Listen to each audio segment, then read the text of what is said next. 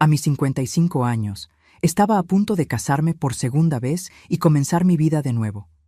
2 horas antes de la boda, decidí darle una sorpresa romántica a mi prometido y me escondí en el armario de la suite nupcial. Me di cuenta de que otra persona entraba a la habitación con mi prometido. Cuando reconocí la voz, mi corazón se aceleró. Pero antes de continuar, asegúrate de ya estar suscrito al canal y escribe en los comentarios: ¿desde dónde estás viendo este video? Nos encanta saber hasta dónde están llegando nuestras historias. Mi nombre es Sofía, tengo 55 años, y creí que por fin había encontrado la paz que tanto buscaba. Después de 15 años de viudez, criando a mi hijo sola y dedicando cada minuto de mi vida a la empresa que construí desde cero, estaba a punto de casarme de nuevo. Ricardo era todo lo que siempre soñé: amable, atento, exitoso. Apareció en mi vida cuando menos lo esperaba, en un evento de beneficencia que mi empresa patrocinaba en un hotel de lujo en el corazón de Polanco, Ciudad de México. Fue amor a primera vista, o al menos eso fue lo que creí. Aquella mañana de sábado faltaban solo 3 horas para la ceremonia. Yo estaba en el salón de belleza que habían instalado especialmente para mí en el Hotel 5 Estrellas donde se llevaría a cabo la boda. Mi vestido colgaba allí, un elegante modelo en tono champaña que elegí con tanto esmero. Nada de blanco, nada de velos extravagantes. A mis 55 años quería algo sofisticado, discreto, que reflejara quién era yo realmente. La maquillista trabajaba en mi rostro mientras me miraba al espejo y veía a una mujer diferente a la que fui a los 30 años, en mi primer matrimonio. Mi rostro tenía arrugas de expresión, marcas de quien ha vivido, sufrido y vencido. Mi cabello, antes totalmente castaño, ahora tenía canas que me empeñaba en mantener. No me avergonzaba de mi edad. Al contrario, cada año vivido era una conquista. Mi hijo Héctor estaba abajo, recibiendo a los invitados junto con Ricardo. Héctor tenía 32 años y siempre fue el centro de mi vida. Después de que perdí a mi primer esposo en un accidente automovilístico, me dediqué por completo a criar a mi hijo y a manejar mi negocio. La empresa de importación que fundé creció más allá de mis expectativas. Hoy éramos líderes en el mercado, con contratos millonarios y una reputación sólida. Cuando le presenté a Ricardo a Héctor hace 6 meses, me alegré por la reacción de mi hijo. Abrazó a Ricardo calurosamente y dijo que solo quería verme feliz. Dijo que yo merecía empezar de nuevo, que había pasado demasiado tiempo sola. Esas palabras me llenaron de alegría. Ver a mi hijo apoyando mi nueva relación parecía la bendición final que necesitaba para seguir adelante. Ricardo era 10 años menor que yo.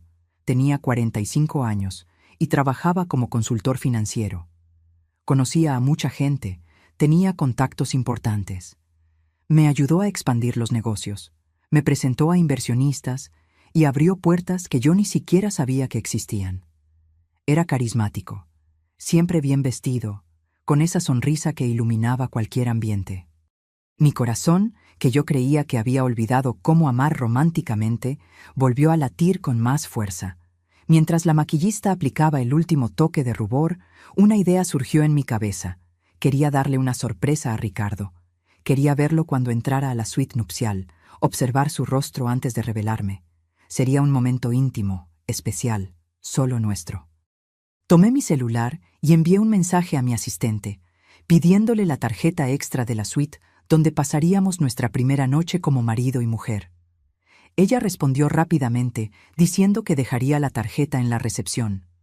Sonreí a mi reflejo en el espejo. A mis 55 años, todavía podía ser espontánea y romántica. La vida no había terminado solo porque tenía arrugas y canas. Estaba viva, enamorada y a punto de comenzar un nuevo capítulo. Cuando el maquillaje estuvo listo, le di un descanso al equipo por unos minutos, diciendo que necesitaba un momento a solas para recuperarme. Apenas salieron, tomé mi bolso y salí discretamente por la puerta lateral del salón de belleza. El pasillo del hotel estaba tranquilo. La mayoría de los empleados estaban ocupados preparando el salón de fiestas en la planta baja. Tomé el elevador hasta el 10º piso, donde se encontraba la suite presidencial que Ricardo y yo usaríamos. Mi corazón latía acelerado, no por nerviosismo, sino por una alegría genuina. Me sentía como una adolescente haciendo una travesura. Pasé por la recepción del piso, tomé la tarjeta que mi asistente había dejado y caminé por el pasillo silencioso hasta la puerta de la suite 1005. Acerqué la tarjeta al sensor y la puerta se abrió con un clic suave. La habitación estaba impecable. La cama tamaño king size, cubierta con sábanas blancas inmaculadas, pétalos de rosas rojas esparcidos artísticamente, champaña fría en una cubeta de plata. Todo estaba perfecto, exactamente como lo había planeado. Miré alrededor buscando el lugar ideal para esconderme. Mi vestido era demasiado voluminoso para meterme debajo de la cama. El baño sería demasiado obvio. Mis ojos se detuvieron en el gran armario empotrado cerca de la ventana. Era espacioso, con puertas corredizas que dejaban una pequeña rendija cuando no estaban completamente cerradas. Abrí el armario y vi que estaba vacío, excepto por algunos ganchos y 2 batas de baño blancas colgadas. Había espacio suficiente para acomodarme dentro sin arrugar demasiado mi vestido. Respiré hondo y entré, cerrando la puerta corrediza casi por completo, dejando solo una pequeña abertura por la que podía ver la habitación. La luz que entraba por la rendija era suficiente para ver la cama y la puerta de entrada. Yo podía ver, pero difícilmente alguien me vería allí dentro. Me recargué en la pared del fondo del armario y esperé. Mi plan era simple. Cuando Ricardo entrara, yo saldría y lo sorprendería. Imaginé su sonrisa, la sorpresa en sus ojos. Sería un momento especial que guardaríamos para siempre. Los minutos pasaban lentamente. Podía escuchar mi propio corazón latiendo en el silencio de la habitación. El perfume de las rosas llenaba el aire. Desde donde estaba, lograba ver el reflejo de la ventana en el espejo del tocador. El cielo afuera estaba azul, sin nubes. Todo conspiraba para que aquel fuera el día perfecto. De repente, oí pasos en el pasillo. Eran pasos pesados, masculinos. Mi corazón se aceleró. ¿Sería Ricardo? Todavía faltaban 2 horas para la ceremonia. Tal vez había venido a verificar que todo estuviera en orden en la habitación. Sonreí en la oscuridad del armario, preparándome para el momento de la sorpresa. Oí el sonido de la tarjeta pasándose por el sensor. La puerta se abrió y los pasos entraron. Por la rendija vi un par de zapatos masculinos, pero no eran los mocasines italianos que Ricardo siempre usaba. Eran tenis casuales, desgastados. Fruncí el ceño, confundida. ¿Quién sería? Entonces oí una voz que me congeló por completo. Ya estoy aquí. Te tardaste. Era la voz de mi hijo. Era Héctor. Mi mente entró en pánico. ¿Qué hacía Héctor allí? ¿Por qué estaba en la suite nupcial? Contuve la respiración, tratando de entender. Tal vez había venido a verificar algo por mí. Tal vez quería asegurarse de que todo estuviera perfecto. Pero ¿por qué ese tono de voz? Parecía impaciente, incluso irritado. La puerta se abrió de nuevo.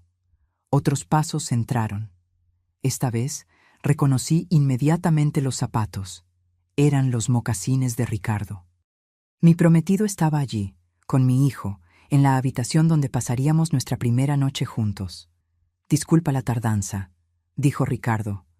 Su voz era diferente. No era el tono dulce y gentil que siempre usaba conmigo. Era frío, objetivo. Tuve que deshacerme de esas tías latosas de tu madre. ¿Mi madre? ¿Estaba hablando de mí? ¿Llamándome tu madre a Héctor? Un escalofrío recorrió mi espalda. Algo estaba muy mal. ¿Cuánto tiempo más vamos a tener que aguantar esta farsa?, preguntó Héctor, y el desprecio en su voz era inconfundible. Estoy cansado de fingir que estoy feliz con este matrimonio ridículo. Mis piernas casi fallaron. Me sostuve de la pared del armario, tratando de procesar lo que estaba oyendo. ¿Farsa? ¿Matrimonio ridículo? ¿De qué estaba hablando mi hijo? Cálmate, respondió Ricardo, y podía oírlo caminando por la habitación. Solo unas horas más. Después de la ceremonia, después de que firme los papeles del régimen de sociedad conyugal, la parte difícil habrá terminado.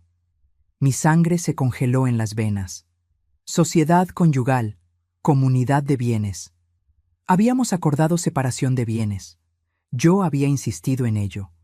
Ricardo había accedido, diciendo que su amor por mí no tenía nada que ver con el dinero. Los papeles que mi abogada preparó especificaban claramente la separación de bienes. ¿Estás seguro de que firmarás sin leer?, preguntó Héctor. Su voz sonaba ansiosa ahora. Mi madre es lista. Siempre lee todo antes de firmar. Ricardo se rió.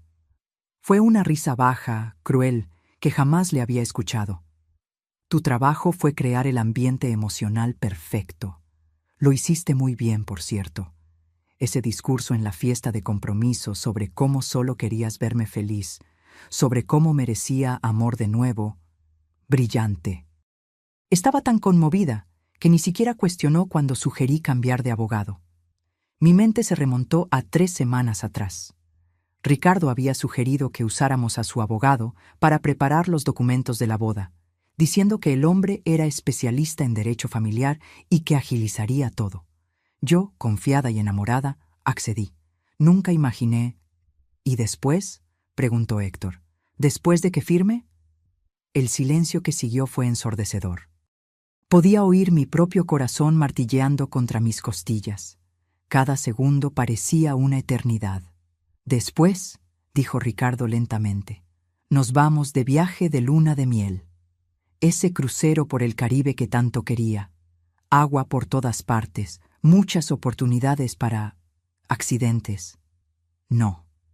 Aquello no podía estar sucediendo. Debía estar teniendo una pesadilla. Tal vez el estrés de la boda, la ansiedad, todo eso me estaba haciendo alucinar. Pero la voz de mi hijo cortó cualquier esperanza de que aquello fuera fruto de mi imaginación. Un accidente en el mar, dijo Héctor, y había una excitación perturbadora en su tono. Sin cuerpo para investigar mucho. Perfecto. Lágrimas comenzaron a correr por mi rostro, silenciosas y cálidas. Mi hijo, mi propio hijo estaba planeando mi muerte. El muchacho que crié, por el cual sacrifiqué todo, estaba conspirando para matarme. Aprendí de los mejores, continuó Ricardo, y podía oírlo sentarse en la cama. Ya lo hice 2 veces antes, funciona como un reloj. ¿2 veces antes? Mi estómago se revolvió. ¿Había hecho esto antes? ¿Había matado a otras mujeres? Cuéntame sobre ellas, pidió Héctor, y la curiosidad mórbida en su voz me causó náuseas. Ricardo suspiró, como si estuviera rememorando recuerdos agradables. La primera fue Marcela, viuda, 52 años, dueña de una cadena de farmacias en Guadalajara. Nos casamos después de 8 meses de noviazgo, luna de miel en Cancún. Se ahogó durante un clavado. El instructor dijo que probablemente entró en pánico cuando vio una mantarraya. Muy trágico. Hizo una pausa y pude oírlo hurgando en algo. Heredé todo. La familia de ella incluso me ofreció seguir administrando los negocios. Me quedé 6 meses, tiempo suficiente para vender todo discretamente. Salí con casi 10 millones. 10 millones. Estaba hablando de vidas humanas como si fueran transacciones comerciales. ¿Y la segunda?, insistió Héctor. Ah, Beatriz, respondió Ricardo con un falso suspiro nostálgico. Empresaria del ramo de la construcción en Monterrey. 58 años, viuda también. Ella fue un poco más difícil. Muy controladora, muy involucrada en los negocios. Tardé 1 año en ganarme su confianza por completo. ¿Cómo lo hiciste? Isla privada en Grecia. Alquiler privado, solo nosotros 2. Se resbaló de las rocas durante una caminata matutina. Se golpeó la cabeza y cayó al mar. Encontraron el cuerpo 3 días después. La investigación concluyó que fue accidente. Me quedé destrozado. Lloré en el funeral. Toda la actuación. Su familia me abrazó. Me consoló. Heredé participación del 40% en la empresa. Vendí todo en menos de 1 año. Yo estaba temblando incontrolablemente dentro del armario. Aquel hombre, aquel monstruo que había dejado entrar en mi vida, en mi cama, en mis negocios, era un asesino en serie. Y mi hijo lo sabía. Peor, mi hijo estaba ayudando. Y mi madre va a ser la tercera, dijo Héctor, y no había emoción alguna en su voz. Era como si estuviera hablando del clima. La mejor de todas, confirmó Ricardo. Tu imperio de importación vale mucho más que los negocios de las otras dos juntas. Estamos hablando de por lo menos 50 millones en activos líquidos, sin contar las propiedades e inversiones. Contigo como único heredero y yo como viudo con derecho a la mitad de todo por la sociedad conyugal, vamos a dividir una fortuna. 50 millones. Era más o menos eso. Yo había construido todo desde cero, trabajado 16 horas al día durante años, y ahora descubría que mi propio hijo veía todo ese esfuerzo solo como dinero esperando ser robado. ¿Cuándo vas a transferir mi parte?, preguntó Héctor. Paciencia, respondió Ricardo. Primero, dejamos pasar el luto adecuado, 6 meses, tal vez un año. Luego, yo empiezo a vender los activos discretamente. Recibirás tu mitad según lo acordado. 25 millones. Dinero suficiente para que nunca más tengas que trabajar en la vida. Me lo merezco, dijo Héctor con amargura. Pasé la vida entera siendo el hijo perfecto. Estudié lo que ella quiso. Trabajé en la empresa como un esclavo. Fingí interés por ese negocio aburrido de importación. Todo para asegurar que cuando muriera, yo heredara todo. Cada palabra era una puñalada en mi corazón. Yo había dado todo por ese muchacho. Pagué las mejores escuelas, la mejor universidad. Le di un cargo importante en la empresa incluso cuando demostraba poco interés. Creí que solo necesitaba tiempo para madurar, que eventualmente se enamoraría del negocio como yo. Tú hiciste la parte más difícil, dijo Ricardo. Presentarme con ella, construir la confianza, hacer que me viera como el yerno perfecto. Tu trabajo fue esencial. Yerno perfecto. Las piezas comenzaron a encajar en mi mente. Había sido Héctor quien sugirió que fuera a aquel evento de beneficencia donde conocí a Ricardo. Héctor quien insistió en que Ricardo era un buen hombre, que yo debería darle una oportunidad al amor. Héctor, quien ayudó a planear nuestra primera cita, que siempre estaba allí incentivando la relación. Todo había sido un plan, desde el inicio. ¿Estás seguro de que no hay forma de que rastreen esto hasta nosotros?, preguntó Héctor, sonando preocupado por primera vez. Ninguna, garantizó Ricardo. Soy cuidadoso. Nunca uso el mismo método 2 veces. Nunca dejo evidencia. Las 2 veces anteriores ni siquiera hubo investigación profunda. Mujeres mayores, accidentes durante viajes. Es un patrón común. Las autoridades ni siquiera sospechan. ¿Y si alguien desconfía? ¿De qué? Se rió Ricardo. ¿De un esposo enamorado que perdió trágicamente a su esposa en un accidente? ¿De un hijo dedicado que está de luto por su madre? Somos víctimas, Héctor. Y las víctimas no son sospechosas. Continuaron conversando sobre detalles. Sobre cómo Ricardo garantizaría que yo usara un chaleco salvavidas defectuoso durante un paseo en barco. Sobre cómo ya había sobornado a uno de los empleados del crucero para que testificara que yo estaba bebiendo mucho, que estaba actuando de forma imprudente. Sobre cómo Héctor escenificaría al hijo devastado, tal vez hasta se desmayaría en el funeral para causar más conmoción. Yo escuchaba todo dentro de aquel armario oscuro, mi vestido de novia arrugado, mi maquillaje corrido por las lágrimas. La mujer que entró a esa habitación media hora atrás ya no existía. Aquella Sofía, ingenua y enamorada, había muerto. En su lugar nacía otra persona. Alguien que acababa de perder todo lo que amaba, pero que no perdería su vida. Necesitamos bajar, dijo Ricardo finalmente. La ceremonia comienza en 1 hora. Tu madre debe estar preguntándose dónde estás. Que se preocupe, respondió Héctor con desdén. Dentro de unos meses ya no se preocupará por nada.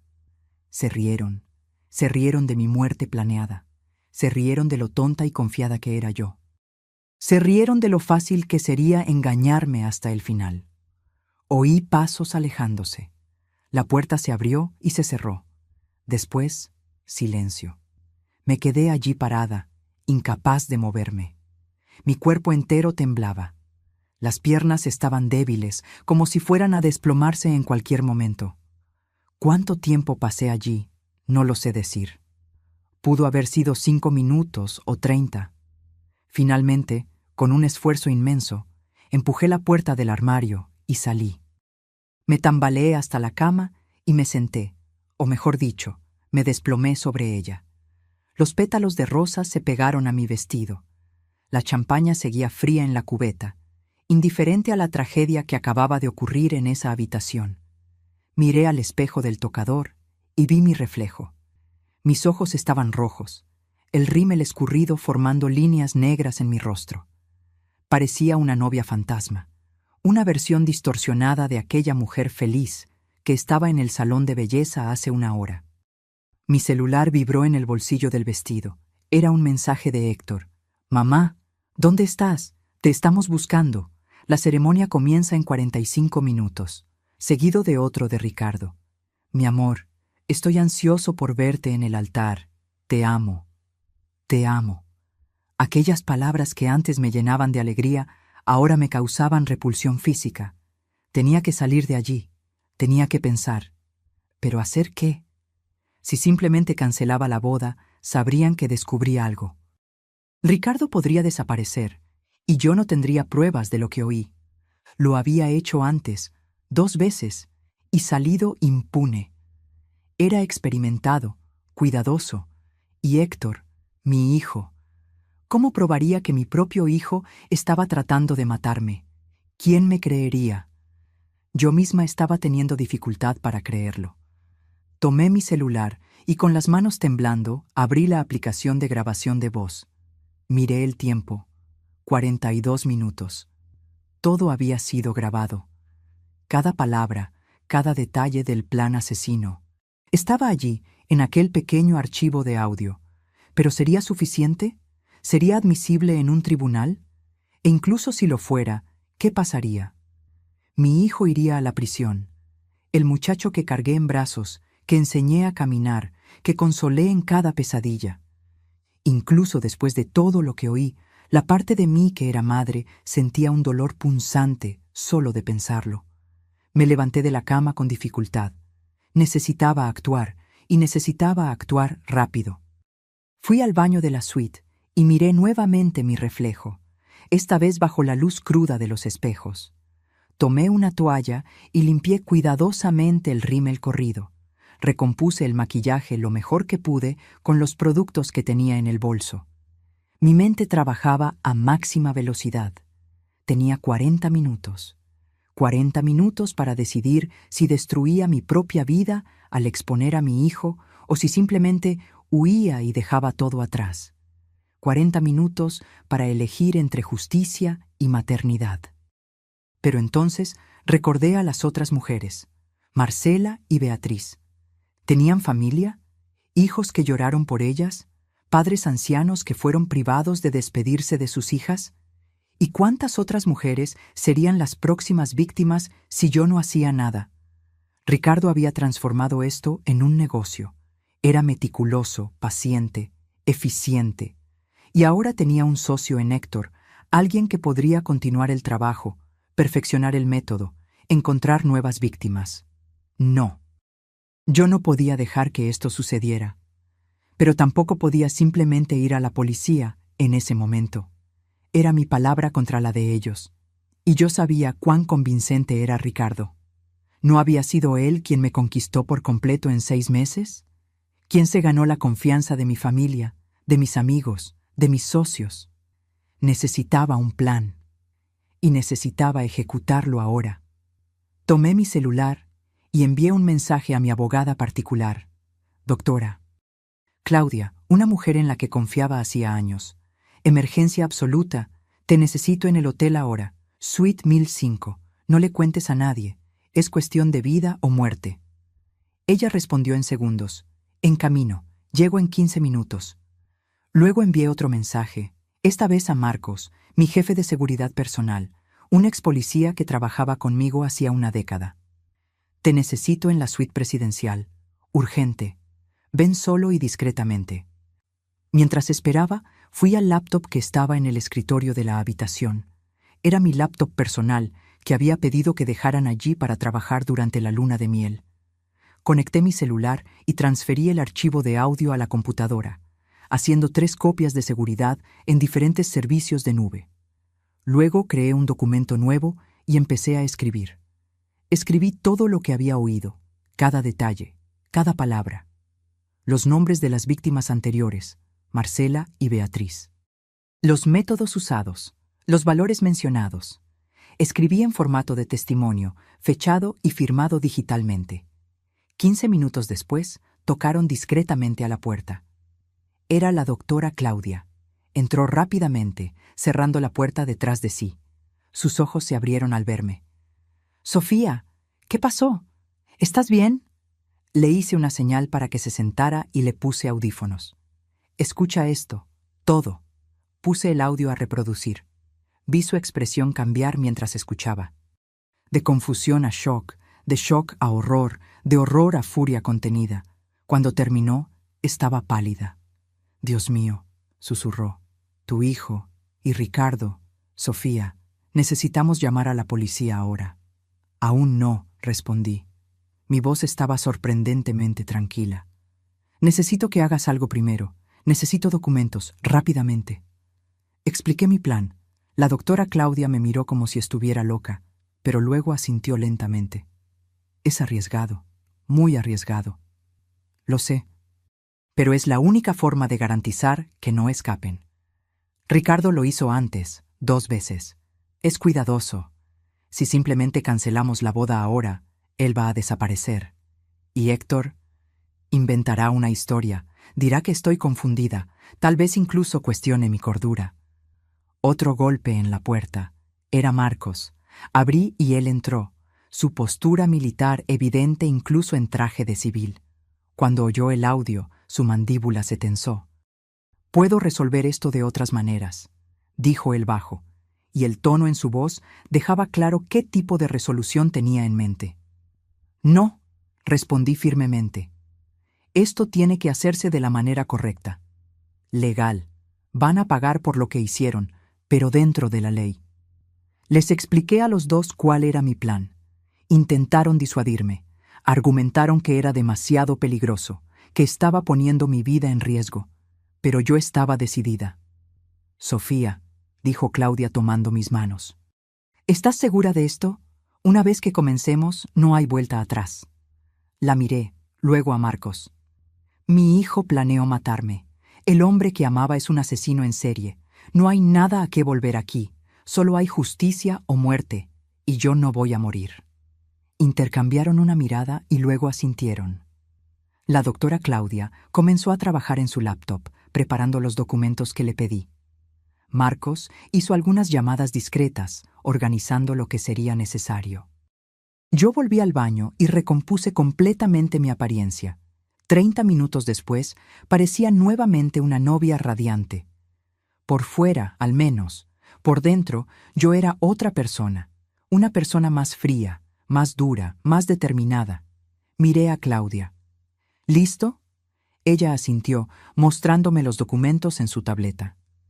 «Todo listo, pero Sofía, última oportunidad de cambiar de opinión». «No voy a cambiar», respondí. Firmé digitalmente cada documento que ella preparó. Tomé mi celular y envié un mensaje a Héctor. «Disculpa la demora, querido. Estaba terminando unos detalles. Estoy bajando ahora». A Ricardo. «Mi amor, nos vemos en el altar en 10 minutos. No puedo esperar». Marcos me escoltó discretamente hasta el elevador de servicio. Claudia siguió por otro camino, llevando su laptop y una copia de todo. Yo le había instruido exactamente qué hacer y cuándo hacerlo. Cuando llegué al salón donde sería la ceremonia, la música ya estaba tocando. Mis invitados estaban todos sentados, bellamente vestidos, sonriendo con expectativa. Héctor estaba al lado de Ricardo cerca del altar improvisado. Mi hijo me vio y sonrió. Fue una sonrisa cálida, perfecta. Era bueno en eso. Siempre lo fue. ¿Cuántas veces a lo largo de los años había malinterpretado sus expresiones? ¿Cuántas veces confundí sus manipulaciones con amor genuino? Ricardo se volteó cuando la música nupcial comenzó. Sus ojos se iluminaron al verme. Llevó la mano a su pecho, en un gesto que parecía conmovido. La perfecta escenificación del novio enamorado. Caminé por el pasillo, sola. No tenía padre para entregarme. Él había fallecido años atrás. Siempre pensé que sería Héctor quien me llevaría al altar, pero él había declinado educadamente, diciendo que prefería quedarse al lado de Ricardo como padrino. Ahora entendía por qué. Querían estar juntos, presentar un frente unido. A cada paso que daba, sentía las miradas de los invitados sobre mí. 200 personas que no tenían idea de lo que estaba a punto de suceder. 200 testigos de lo que estaba planeando. Llegué al altar. Ricardo extendió su mano hacia mí. Yo la tomé. Su mano estaba cálida, firme. La mano de un asesino. «Estás hermosa», susurró. «Gracias», respondí con una sonrisa. El celebrante, un juez de paz que Ricardo había sugerido, comenzó la ceremonia. Habló sobre amor, compromiso, compañerismo. Cada palabra sonaba como una broma cruel. Miré a Héctor al lado de Ricardo. Mi hijo me observaba con una expresión que ahora reconocía. No era amor, era cálculo. Estaba evaluando si yo sospechaba de algo, si había alguna señal de que yo sabía. Le sonreí. Una sonrisa de madre orgullosa. Vi alivio pasar por sus ojos. «Llegamos ahora al intercambio de votos», anunció el celebrante. «Ricardo, ¿aceptas a Sofía como tu legítima esposa?» «Acepto», dijo Ricardo, su voz clara y firme. «Sofía, ¿aceptas a Ricardo como tu legítimo esposo?» Este era el momento que cambiaría todo. Miré a Ricardo, luego a Héctor, luego a todos los rostros expectantes a mi alrededor. «Tengo algo que decir primero», hablé en voz alta y clara. Un murmullo recorrió la audiencia. Ricardo frunció el ceño levemente, confundido pero aún manteniendo la sonrisa. «¿Sofía?», dijo él en voz baja. «¿Está todo bien?» «Está todo perfecto», respondí. Entonces me volteé hacia los invitados.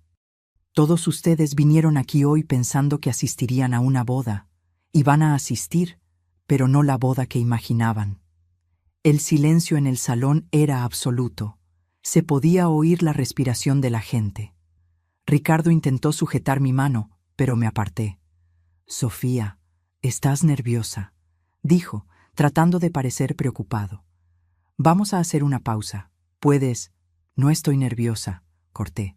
«Estoy perfectamente lúcida, tal vez más lúcida de lo que he estado en los últimos 6 meses». Héctor dio un paso adelante. «Mamá, ¿qué está pasando? ¿Te sientes mal?» «No me llames madre», dije, y mi voz salió más fría de lo que pretendía.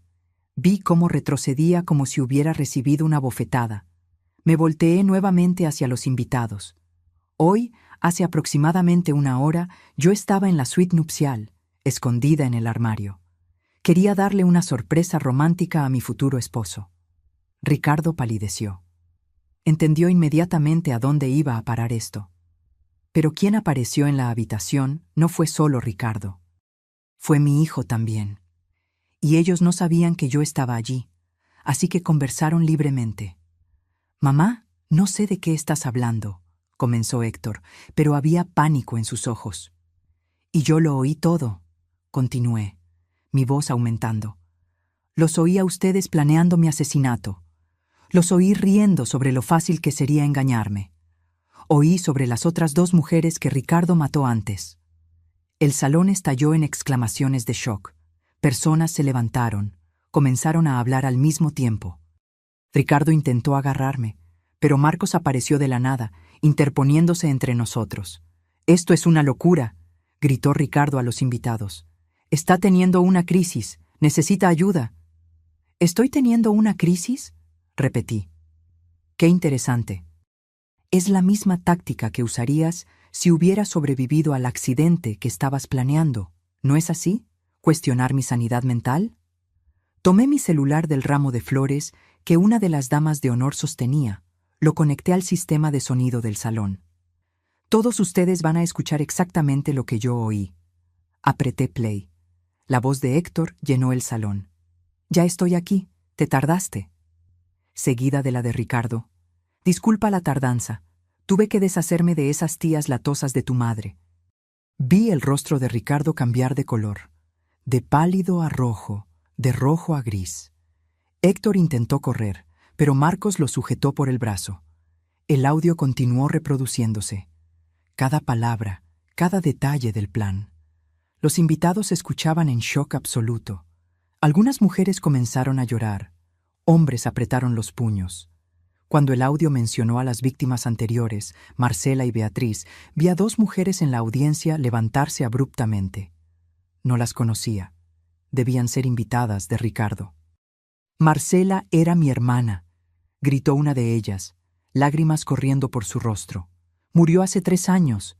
Dijeron que fue un accidente. La otra mujer estaba temblando. Beatriz era mi socia. Se casó con un hombre llamado Roberto Andrade. Pero ese hombre, señaló a mi prometido, se parece exactamente a él, solo que con barba y cabello diferente. Ricardo intentó salir, pero Marcos y otros 3 guardias que yo había instruido discretamente antes ya bloqueaban las salidas. «¡No entienden!», gritó Ricardo. «Esa grabación es falsa, fue manipulada. Sofía está obsesionada, ella...» «¿Obsesionada?», me reí sin humor.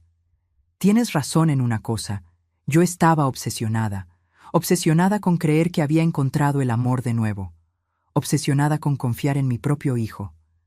Miré a Héctor. Se había desplomado en una silla, el rostro entre las manos.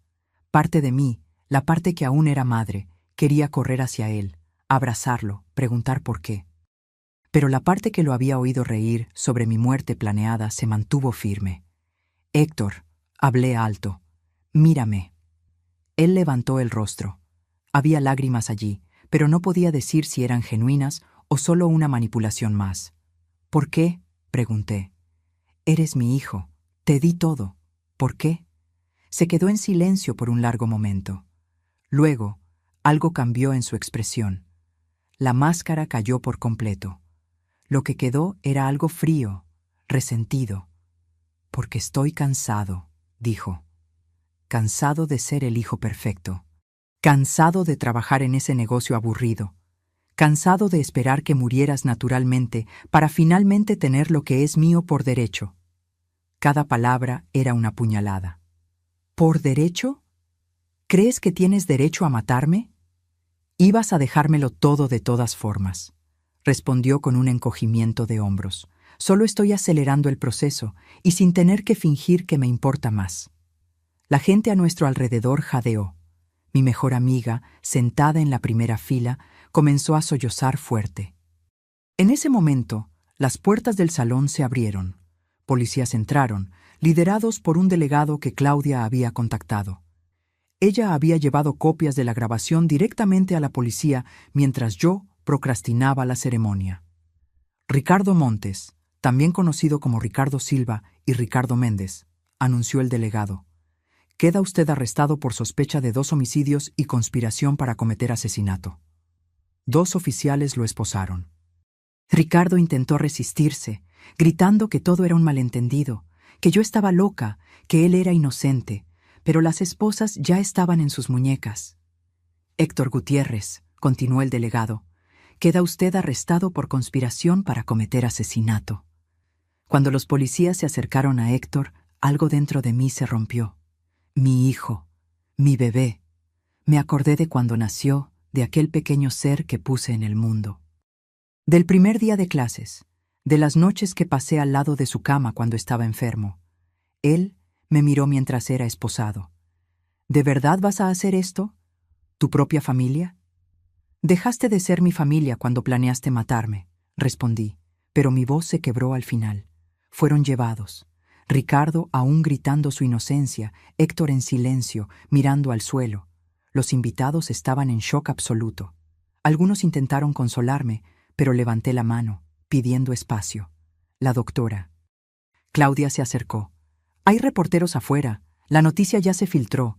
Necesitas prepararte». Asentí. «Déjalos entrar. Voy a dar una declaración. Sofía, ¿estás segura? No tienes que hacer esto ahora. Acabo de descubrir que mi hijo y mi prometido querían matarme, completé. Sí, estoy consciente. Y sí, voy a hablar. Salí del salón. Los flashes de las cámaras eran cegadores. Micrófonos fueron empujados hacia mí, preguntas gritadas de todos lados. Levanté la mano y el tumulto disminuyó. Mi nombre es Sofía Gutiérrez, comencé. Hoy debía ser el día más feliz de mi vida. En su lugar, descubrí que las dos personas en quienes más confiaba planeaban asesinarme por dinero. Hice una pausa, dejando que eso se asimilara. Pero no voy a ser una víctima, no voy a ser un nombre más en una lista de mujeres que fueron manipuladas y asesinadas. Voy a usar cada recurso que tengo, cada contacto, cada centavo, para garantizar que se haga justicia. Un reportero gritó: «Señora Gutiérrez, ¿cómo se siente con respecto a su hijo?» Respiré hondo. Estoy destrozada. Como madre, estoy completamente destrozada. Pero como mujer, como ser humano, estoy furiosa. Y la furia va a superar al dolor, al menos por tiempo suficiente para hacer lo que tiene que ser hecho. Otro reportero: ¿va a demandar? Voy a hacer más que demandar, interrumpí. Voy a asegurarme de que cada víctima de Ricardo sea reconocida. Marcela y Beatriz no van a ser olvidadas como simples accidentes. Y voy a usar mi historia como alerta. Mujeres, especialmente mujeres mayores, son vistas como blancos fáciles. Bueno, yo no soy fácil, y no voy a dejar que otras sean tratadas así. Los días que siguieron fueron un torbellino. La historia se esparció como fuego por los medios nacionales. Novia de 55 años expone plan de asesinato en el altar, estaba en todos los titulares. Programas de televisión me buscaban, podcasts de True Crime querían entrevistas, periodistas acampaban en la puerta de mi casa en Las Lomas. Di algunas entrevistas cuidadosamente seleccionadas. Cada vez que contaba la historia se volvía más fácil. No el dolor, sino la narrativa. Yo estaba transformando mi trauma en algo útil, en un mensaje. La investigación policial avanzó rápidamente. Con la grabación que proporcioné y el testimonio de las familias de Marcela y Beatriz, consiguieron una orden de registro completa para la casa de Ricardo. Lo que encontraron allí fue aterrador. Había una computadora con archivos detallados sobre no 2, sino 5 mujeres. Marcela y Beatriz eran las que él había mencionado, pero había 3 otras en ciudades diferentes, todas muertas en accidentes en los últimos 10 años. Cada una dejó a Ricardo como beneficiario de seguros de vida cuantiosos o heredero de propiedades. También había una carpeta sobre mí. Contenía todo: mis horarios, mis rutas habituales, detalles sobre mi salud, mis medicamentos, mis preferencias. Él había estudiado cada aspecto de mi vida con la meticulosidad de un depredador estudiando a su presa. Y lo más perturbador, había anotaciones sobre otras mujeres, potenciales víctimas futuras.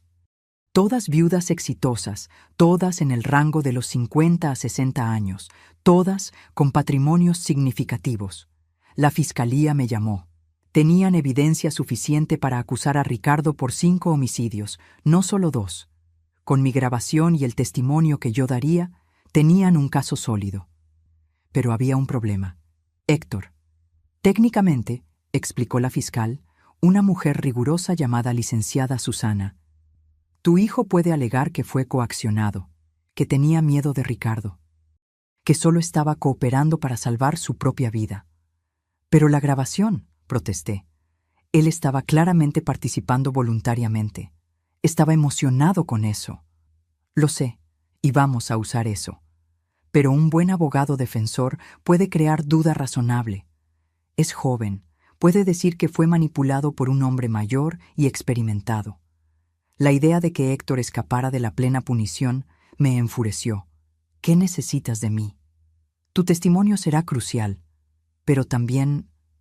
Sofía, necesito que estés preparada. La defensa va a intentar destruirte en el estrado de los testigos.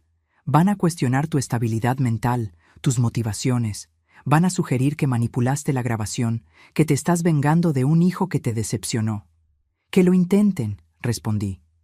El juicio fue programado para 6 meses después. Mientras tanto, los medios seguían frenéticos. Descubrieron la identidad de las otras 3 víctimas de Ricardo. Familias que habían llorado a seres queridos perdidos en accidentes trágicos, ahora descubrían que fueron asesinatos planeados. Una de esas familias me contactó. La hija de una de las víctimas, una mujer llamada Patricia, vino a mi oficina. Mi madre, dijo ella con lágrimas en los ojos, murió en un incendio hace 7 años en Puebla. Dijeron que fue un cortocircuito, pero yo siempre supe que había algo raro.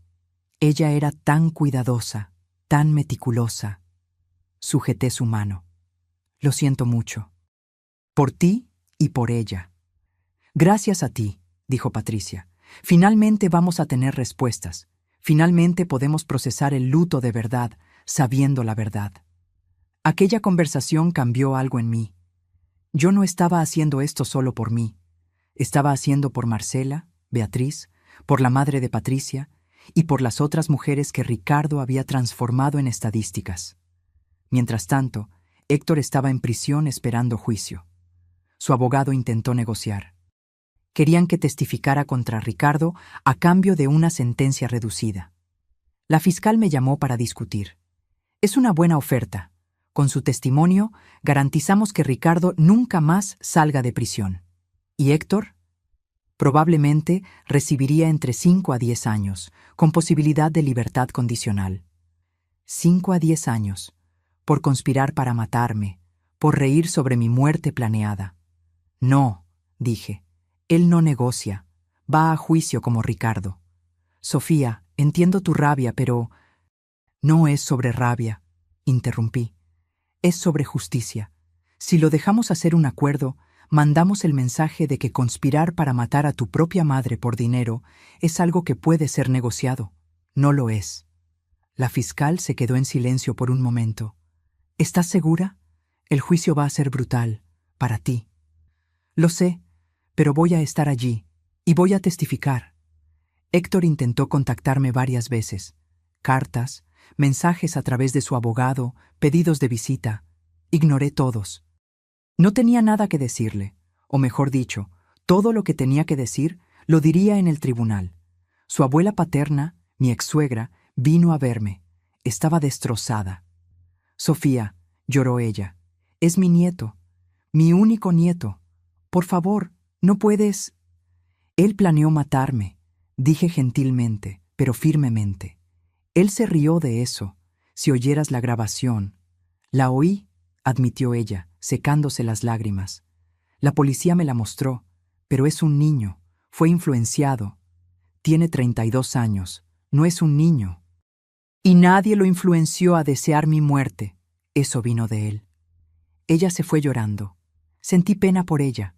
Era inocente en todo esto, solo una abuela que amaba a su nieto. Pero yo no podía dejar que eso cambiara mi decisión. Los meses pasaron lentamente. Me sumergí en el trabajo, usando la empresa como distracción. Irónicamente, los negocios nunca habían ido mejor. La publicidad, aunque trágica, había puesto mi nombre en evidencia. Nuevos contratos aparecían, inversionistas se acercaban. Usé parte de las ganancias para crear una fundación, Justicia para ella, dedicada a ayudar a familias de mujeres que murieron en circunstancias sospechosas a conseguir investigaciones adecuadas. Contraté investigadores privados, abogados, ofrecí recursos para quien no podía pagar. Marcela, Beatriz y las otras 3 víctimas de Ricardo se convirtieron en las primeras beneficiarias póstumas. Sus historias fueron contadas, sus muertes reinvestigadas adecuadamente, sus memorias honradas. Finalmente, llegó el día del juicio. El tribunal estaba lleno. Medios de todo el país estaban allí. Las familias de las víctimas sentadas juntas en solidaridad. Mis amigos y empleados apoyándome. Y allí al frente, separados por guardias, estaban Ricardo y Héctor. Ricardo parecía diferente, más pequeño de alguna forma. La confianza que siempre exhaló había desaparecido. Sus hombros estaban encorvados, su rostro pálido. Héctor me miró cuando entré. Intentó sonreír, aquella sonrisa que siempre usaba cuando quería algo de mí. Desvié la mirada. El juez entró y el juicio comenzó. La fiscal presentó el caso metódicamente. La grabación fue reproducida para el jurado. Vi sus expresiones cambiar de neutras a choqueadas, de choqueadas a asqueadas. Entonces llamaron a la primera testigo, yo. Me levanté y caminé hasta el estrado de los testigos. Puse mi mano sobre la Biblia y juré decir la verdad, toda la verdad, nada más que la verdad. La fiscal comenzó con preguntas básicas. Mi nombre, edad, profesión. ¿Cómo conocí a Ricardo? ¿Cuánto tiempo fuimos novios? Respondí todo calmada, claramente. Entonces llegamos al día de la casi boda. ¿Puede contarnos con sus propias palabras qué sucedió aquel día? Respiré hondo. Yo estaba feliz. Estaba a punto de casarme con un hombre que amaba, o al menos pensaba que amaba. Decidí darle una sorpresa romántica. Quería esconderme en la suite nupcial y sorprenderlo cuando entrara. ¿Y qué sucedió cuando estaba escondida? Oí pasos. Creí que era Ricardo, pero reconocí la voz de mi hijo, Héctor. Me extrañó. No entendía qué haría él allí. Entonces Ricardo entró también. ¿Y ellos sabían que usted estaba allí? No, yo estaba escondida en el armario. Pensaban que estaban solos. ¿De qué conversaron? Cerré los ojos por un momento, dejando que las palabras regresaran. Héctor preguntó cuánto tiempo más tendrían que aguantar la farsa. Ricardo dijo que solo unas horas más, hasta que yo firmara los papeles de la boda. ¿Qué papeles? Descubrí después que Ricardo había cambiado los documentos de separación de bienes que yo había acordado por documentos de sociedad conyugal. Él planeaba que yo firmara sin leer, durante la ceremonia, estando conmovida. La fiscal asintió. ¿Y luego? Luego comenzaron a hablar sobre matarme. Mi voz falló un poco. Sobre un accidente durante la luna de miel. Ricardo mencionó que lo había hecho antes con otras mujeres, Marcela y Beatriz. ¿Cómo se sintió oyendo eso? Como si mi mundo se estuviera desmoronando, admití. El hombre que amaba estaba planeando matarme. Y peor, mucho peor, era que mi hijo estaba ayudando. Mi propio hijo, que crié, que amé, estaba participando activamente del plan. Lágrimas comenzaron a escurrir, pero no las limpié. Dejé que el jurado viera mi dolor. ¿Y qué dijo Héctor durante esa conversación? Él dijo que estaba cansado de fingir ser el hijo perfecto, que quería el dinero que sería de él de todas formas. Preguntó cuándo recibiría su parte de los 50 millones. Oí murmullos en el tribunal. El juez golpeó el martillo pidiendo silencio. 50 millones se refiere a mi patrimonio, el valor aproximado de todo lo que construí durante mi vida. Estaban dividiendo mi dinero antes incluso de matarme. La fiscal me hizo repetir partes específicas de la conversación. Cada palabra que hablé era confirmada por la grabación que tenían como evidencia. Entonces llegó la hora de la defensa de interrogarme. El abogado de Ricardo se levantó. Era un hombre de mediana edad, traje caro, expresión condescendiente. «Señora Gutiérrez», comenzó él, ¿no le parece demasiado conveniente que haya grabado esa conversación entera? Yo no planeé grabar, respondí. Mi celular estaba en el bolsillo del vestido con la aplicación de grabación abierta porque la había usado para grabar algunos mensajes para Ricardo más temprano. Continuó grabando sin que yo me diera cuenta. «Ah, qué suerte», dijo él sarcásticamente. «¿Y usted, una mujer de negocios experimentada, quiere que creamos que no notó que estaba grabando?» Yo estaba escondida en un armario oyendo a mi hijo y a mi prometido planear matarme. Respondí firmemente. No estaba exactamente preocupada por mi celular. O tal vez, él sugirió, usted estaba escenificando todo esto. Tal vez estaba enojada porque su hijo no aprobaba ese matrimonio. Tal vez quería vengarse. Mi hijo aparentaba aprobar completamente el matrimonio, respondí. ¿Y por qué inventaría que mi propio hijo quiere matarme? Dinero, dijo él simplemente. Con su hijo preso, usted mantiene total control sobre su patrimonio. Nadie para compartir, nadie para cuestionar sus decisiones. Yo me reí. Fue una risa corta, amarga. Mi hijo ya habría heredado todo cuando yo muriera. Naturalmente, no necesitaba matarme para eso. Yo no gané nada con esta situación, excepto la pérdida del hijo que amaba. El abogado intentó algunas otras aproximaciones, sugiriendo que yo estaba mentalmente inestable, que la grabación podría haber sido editada, que tal vez había malinterpretado una conversación inofensiva. Pero la fiscal objetó cada vez, y el juez sostuvo. La grabación estaba demasiado clara, había sido verificada por peritos como auténtica. Entonces fue el turno del abogado de Héctor. Él era más joven, parecía menos cínico. Su enfoque fue diferente. «Señora Gutiérrez», dijo él gentilmente, «¿usted ama a su hijo?» La pregunta me tomó desprevenida. Yo amaba. ¿Amaba en el pasado? ¿Ya no ama? No sé lo que siento, admití. Es mi hijo, siempre lo será. Pero él planeó matarme. ¿Cómo reconcilio esas dos cosas? Exactamente, dijo el abogado.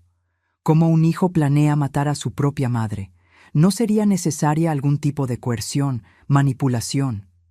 Objeción, dijo la fiscal. Especulación. Reformulo, dijo el abogado. Señora Gutiérrez, en la grabación, ¿quién inició la conversación sobre asesinato? ¿Quién sacó el tema a colación primero? Pensé de nuevo. Ricardo. ¿Y Ricardo es cuántos años mayor que Héctor? 13 años. Más experimentado, más manipulador. Usted misma fue engañada por él, ¿no es así? Fui, admití renuentemente. Entonces, ¿no es posible que Héctor, un joven de 32 años, también haya sido manipulado? ¿Que Ricardo haya plantado esas ideas en su cabeza? No, respondí firmemente. Porque en la grabación, Héctor no suena coaccionado, suena emocionado. Se rió, preguntó cuándo recibiría el dinero. Esas no son acciones de alguien siendo forzado. Pero es su hijo, insistió el abogado. Ciertamente debe haber... Dejó de ser mi hijo cuando accedió a mi asesinato, dije, y mi voz resonó por el tribunal. Le habría dado todo, literalmente todo. Solo necesitaba esperar, pero no. Él lo quería ahora, y estaba dispuesto a matarme para conseguirlo. Vi a Héctor bajar la cabeza. El interrogatorio continuó por horas. Me hicieron repetir la historia varias veces, buscando inconsistencias. No las encontraron porque no las sabía. Yo estaba diciendo la verdad. Cuando finalmente me liberaron del estrado de los testigos, estaba exhausta. Pero había más testigos. Las familias de Marcela y Beatriz testificaron sobre las circunstancias sospechosas de las muertes. Peritos hablaron sobre los métodos usados, sobre cómo los accidentes fueron cuidadosamente planeados. Y entonces, la fiscalía trajo a su testigo sorpresa. Era una mujer que yo nunca había visto. Tenía cerca de 50 años, bonita, bien vestida. Cuando fue llamada al estrado, Ricardo se puso blanco. «Por favor, declare su nombre para el tribunal», pidió la fiscal. «Mi nombre es Daniela Campos», dijo la mujer, «y yo sería la próxima víctima de Ricardo». El tribunal explotó. El juez tuvo que golpear el martillo varias veces para restaurar el orden. Daniela contó su historia. Cómo conoció a Ricardo en un club de golf 6 meses antes de que él me conociera. Cómo él fue encantador, atento, perfecto. Cómo le pidió matrimonio y ella aceptó. «Pero entonces», dijo ella, «encontré algunos documentos en su casa, sobre otras mujeres, y comencé a desconfiar». «¿Qué hizo?» «Contraté a un investigador privado. Descubrió que Ricardo tenía varios nombres, varias identidades. Cuando confronté a Ricardo, él desapareció. Simplemente se esfumó. Nunca más lo vi hasta ver su foto en los periódicos, arrestado por el asesinato de varias mujeres». El testimonio de Daniela fue devastador para la defensa.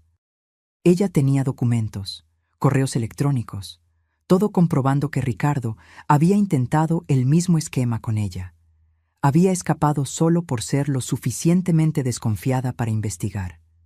La defensa intentó desacreditarla, sugiriendo que estaba buscando sus 15 minutos de fama. pero ella tenía evidencias demasiado sólidas. Entonces fue el turno de Ricardo y Héctor de testificar. Ricardo subió al estrado primero. Intentó parecer calmado, sereno, pero se podía ver el sudor en su frente. Su abogado lo guió a través de una narrativa cuidadosamente construida. Ricardo alegó que todo fue un malentendido, que la conversación que oí fue sacada de contexto, que él y Héctor solo estaban bromeando sobre escenarios absurdos, no planeando realmente nada. ¿Bromeando?, repitió la fiscal cuando llegó su turno de interrogar. ¿Usted estaba bromeando sobre matar a Sofía Gutiérrez? Era un tipo de humor negro, dijo Ricardo. Nosotros, Héctor y yo, desarrollamos ese tipo de amistad. Hacíamos bromas sobre todo. Bromas, repitió la fiscal. ¿Y las otras mujeres? Marcela, Beatriz, las otras 3, ¿ellas también fueron bromas? Yo no maté a nadie, dijo Ricardo firmemente. Esas fueron todas tragedias reales, accidentes reales. Están intentando transformarme en algún tipo de serial killer cuando soy solo un hombre con mala suerte que perdió a personas que amaba. Mala suerte, murmuró la fiscal. Señor Montes, o debería llamarle Silva, o Méndez. ¿Cuántos nombres falsos ha usado? Cambié mi nombre legalmente algunas veces, admitió él, por razones personales. ¿Razones personales como huir de investigaciones? Objeción. Sostenida, reformule, fiscal. Ella cambió de táctica. Señor, en la grabación usted menciona valores específicos. 50 millones. Usted menciona dividir el patrimonio de Sofía. ¿Cómo explica eso si era solo una broma? Estábamos especulando. Sobre hipotéticamente, si algo le sucediera a Sofía. Conveniente. ¿Y usted siempre especula sobre la muerte de sus prometidas? Las preguntas continuaron, incisivas, implacables. Ricardo intentó mantener su historia, pero la fiscal lo desmontó pieza por pieza. Cada respuesta suya creaba más contradicciones. Finalmente, salió del estrado pareciendo derrotado. Entonces fue el turno de Héctor. Mi hijo subió al estrado lentamente. Parecía mucho más joven que sus 32 años, casi frágil. Yo sabía que era estrategia de su abogado, pero aún así sentí algo apretar en mi pecho. Su abogado lo guió gentilmente. Héctor alegó que fue manipulado por Ricardo, que tenía miedo, que Ricardo lo amenazó, dijo que si no cooperaba, él mismo sería asesinado. Pero en la grabación, dijo la fiscal cuando su turno llegó, usted no suena con miedo, suena emocionado. Yo estaba intentando parecer cooperativo, dijo Héctor, para que Ricardo no sospechara que yo podría denunciarlo. ¿Entonces usted planeaba denunciarlo? Sí, eventualmente. Pero no lo hizo, ni siquiera avisó a su madre sobre el peligro. Tenía miedo, repitió Héctor. Ricardo es peligroso. Pero no tan peligroso como para impedirle preguntar cuándo recibiría sus 25 millones, ¿cierto? Héctor parpadeó. Yo solo estaba siguiendo su juego. La fiscal sacó un documento. Señor Gutiérrez, usted abrió una cuenta offshore 3 semanas antes de la boda planeada. ¿Para qué? Él dudó. Inversiones. Inversiones. ¿No sería para recibir el dinero que esperaba ganar con la muerte de su madre? No, yo nunca. ¿Nunca qué? ¿Nunca planeó recibir el dinero? Pero usted mismo dijo en la grabación que merecía ese dinero, que había pasado la vida siendo el hijo perfecto. Héctor me miró, sus ojos suplicantes. Yo no desvié la mirada, pero tampoco demostré ninguna emoción. ¿Usted ama a su madre?, preguntó la fiscal de repente. La pregunta lo tomó por sorpresa. Sí, yo amo. Curiosa forma de demostrar amor, planeando asesinato. Yo no planeé nada, fue todo Ricardo. Pero usted accedió, usted se rió, usted preguntó sobre su parte del dinero. Porque tenía miedo. Miedo, repitió la fiscal. Señor Gutiérrez, ¿cuántas veces pudo haber denunciado a Ricardo? ¿Cuántas oportunidades tuvo de avisar a su madre? Silencio. Usted tenía el teléfono de la policía, tenía acceso a su madre en cualquier momento. Podría haber enviado un mensaje anónimo, una llamada, cualquier cosa. Pero no lo hizo. ¿Sabe por qué? Porque usted quería el dinero. Así de simple. Usted veía a su madre como un obstáculo entre usted y la riqueza que creía merecer. No es verdad. Entonces mire a su madre ahora, ordenó la fiscal. Mírela a los ojos y diga que usted no quería que ella muriera. Héctor me miró. Yo lo encaré de vuelta, mi rostro una máscara neutra. Comenzó él, pero nada más salió. Lágrimas comenzaron a escurrir por su rostro. Lo siento mucho, susurró. Mamá, lo siento mucho. ¿Usted lo siente por qué? Preguntó la fiscal. ¿Por haber planeado matar a su madre o por haber sido atrapado? Él no respondió. Solo continuó llorando. Cuando finalmente lo despidieron, pasó a mi lado tambaleándose. Intentó tocarme, pero un guardia lo impidió. Los argumentos finales comenzaron al día siguiente. La defensa argumentó que Ricardo era un hombre inocente perseguido por las circunstancias, que las muertes anteriores fueron realmente accidentes, que la grabación estaba siendo malinterpretada. Para Héctor, argumentaron que era una víctima de manipulación, un joven asustado coaccionado por un hombre mayor y peligroso. La fiscalía pintó un cuadro diferente, de un depredador calculista y experimentado que transformó el asesinato en un negocio lucrativo, y de un hijo codicioso dispuesto a matar a su propia madre por dinero. Sofía Gutiérrez, dijo la fiscal en su argumento final, es una sobreviviente. Pudo haber muerto en el mar, otra víctima trágica de un accidente. Pero por pura suerte, por haber decidido hacer una sorpresa romántica, ella oyó la verdad. Y fue lo suficientemente valiente para no solo salvar su propia vida, sino para traer justicia para Marcela, Beatriz y todas las otras. Señaló a Ricardo y Héctor. Estos hombres veían a mujeres exitosas no como personas, sino como fuentes de ingresos, como blancos. Planearon meticulosamente, ejecutaron fríamente y habrían continuado si Sofía no los hubiera expuesto. El jurado salió a deliberar. Fueron 3 días de espera, 3 días donde apenas pude comer o dormir. Pasaba las noches reviviendo cada momento, cada palabra de la grabación, cada mirada de Héctor durante el juicio. Finalmente, vino el veredicto. El tribunal estaba lleno nuevamente.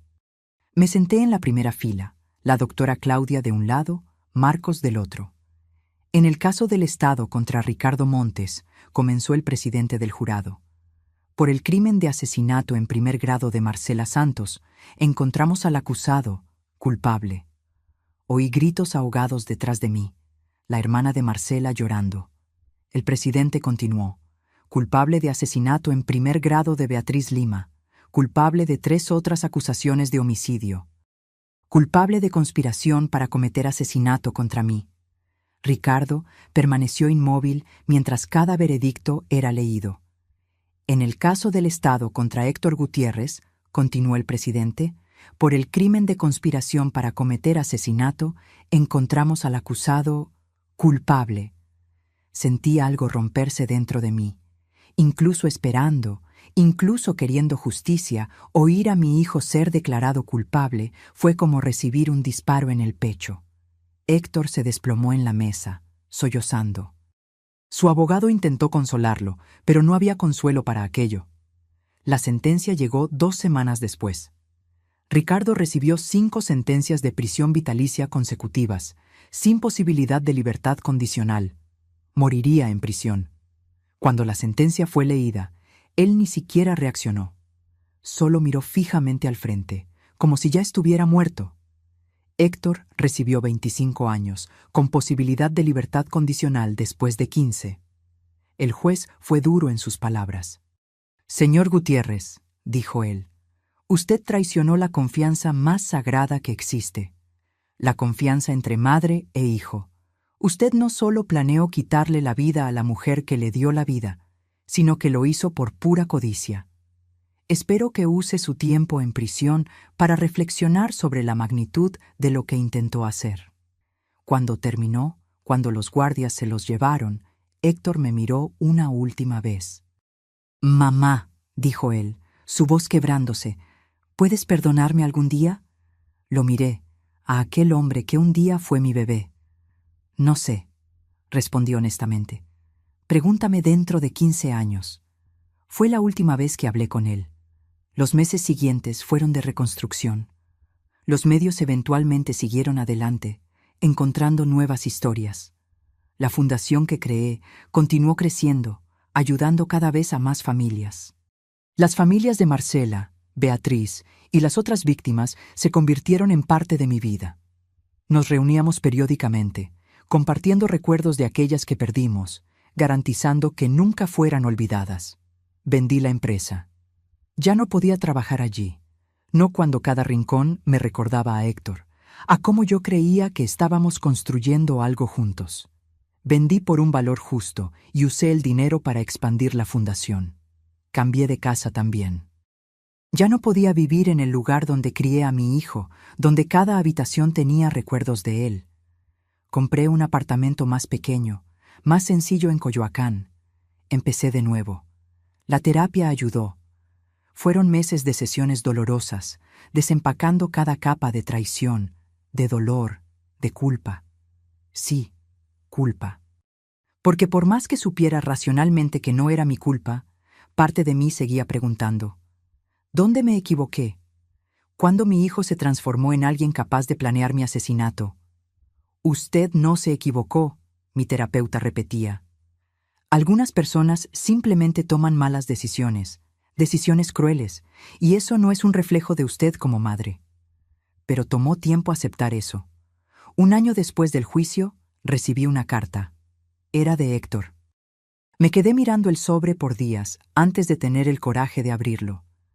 Cuando finalmente abrí, encontré páginas y páginas de su letra, aquella misma letra que vi en tarjetas del Día de las Madres, en notas cariñosas, en dibujos infantiles. Pedía disculpas. Decía que entendía si yo nunca lo perdonaba, que estaba en terapia en prisión, intentando entender por qué hizo lo que hizo, que la codicia, el resentimiento, la envidia habían envenenado su corazón poco a poco, año tras año. Yo te veía trabajando tanto, escribió él, construyendo ese imperio, y empecé a sentir como si fuera mío por derecho, como si me debieras aquello. Olvidé que no me debías nada, que todo lo que hiciste fue por amor, no por obligación.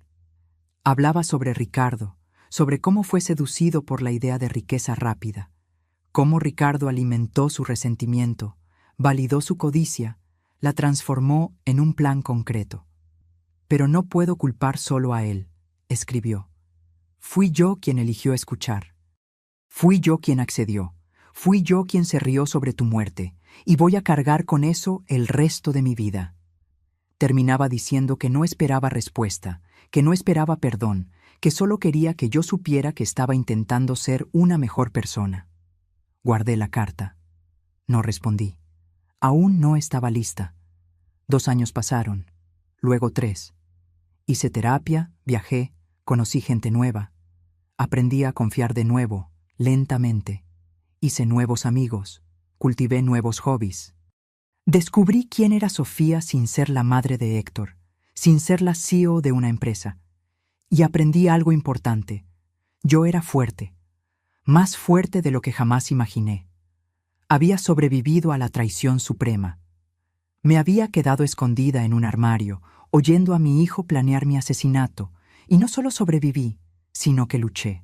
Había expuesto a 2 criminales, traído justicia para víctimas olvidadas, transformado mi tragedia en algo que ayudaba a otras personas. A mis 58 años, ya no era aquella mujer ingenua que se escondió en el armario esperando sorprender a su prometido.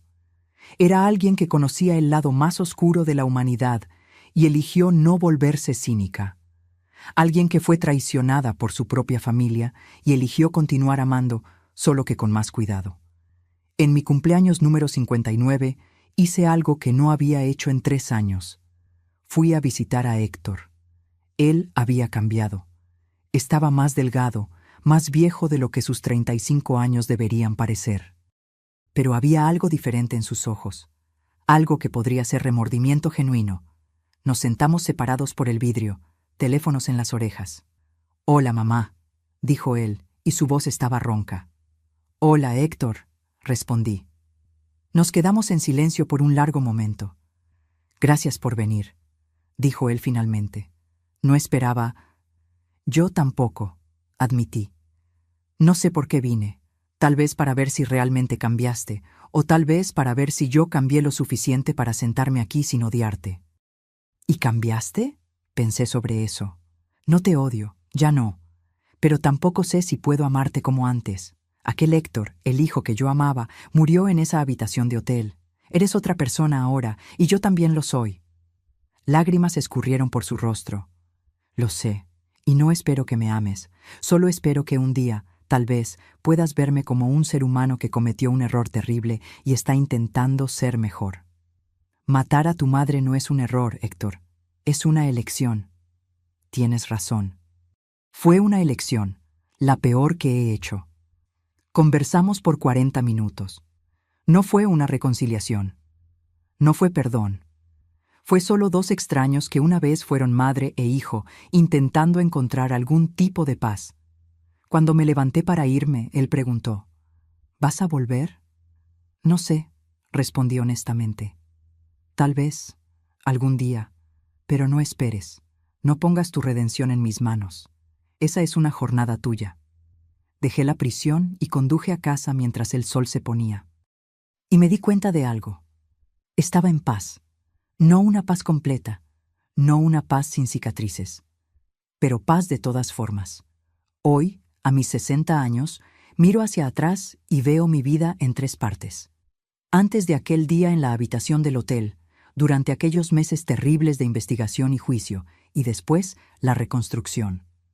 La Fundación Justicia para Ella ayudó a más de 50 familias a conseguir investigaciones adecuadas en muertes sospechosas.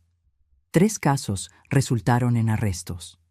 20 familias consiguieron finalmente enterrar a sus seres queridos sabiendo la verdad. Escribí un libro sobre mi experiencia. El dinero fue todo para la fundación. Doy conferencias sobre señales de alerta en relaciones, sobre cómo los depredadores eligen a sus víctimas, sobre la importancia de confiar en tus instintos. Y sí, eventualmente, aprendí a confiar de nuevo. Conocí gente buena, formé nuevas amistades, incluso tuve algunas citas casuales. Nada serio.